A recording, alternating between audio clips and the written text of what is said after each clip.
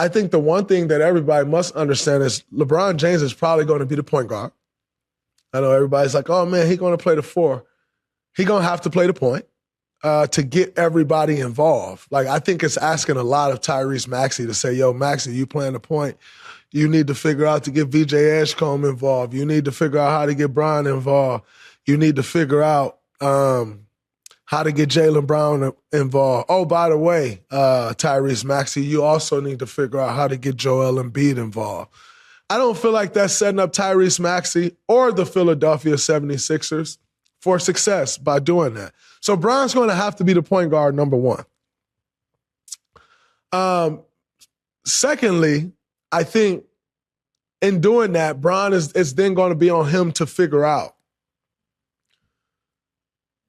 touches.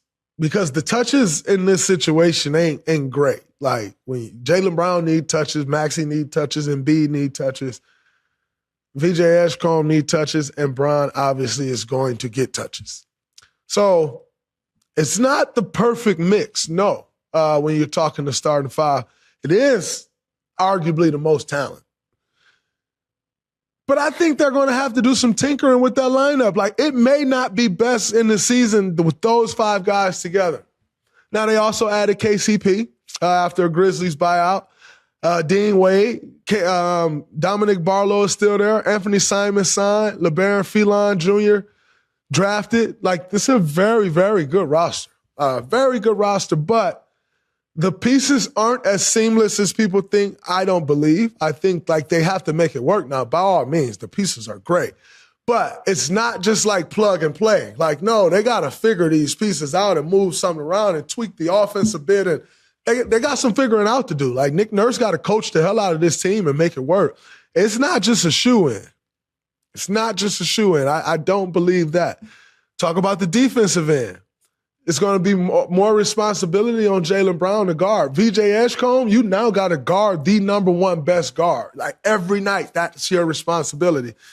So, you know, that's going to require some sacrifice. That's going to require some buy-in from a young fella. Young fella had a great rookie year. He coming back into his second year thinking like, yo, this is my chance to take that jump. He kind of the 5th option. You know, I think when you look at the biggest losers in this situation, it's arguably VJ Edgecombe. If I'm VJ Edgecombe's agent, I'm not sure I'm happy with the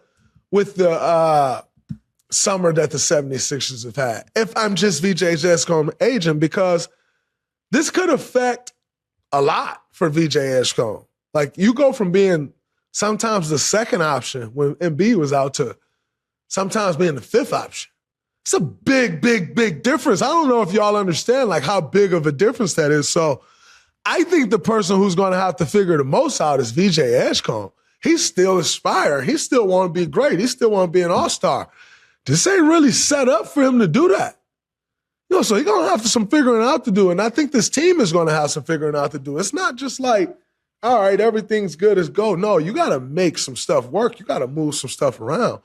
You're going to have to figure some stuff out. You're going to have to put a good system into place. So, you know, love the moves. Love the roster.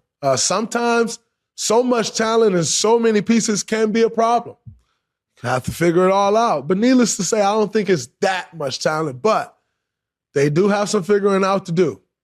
I think they definitely got some figuring out to do.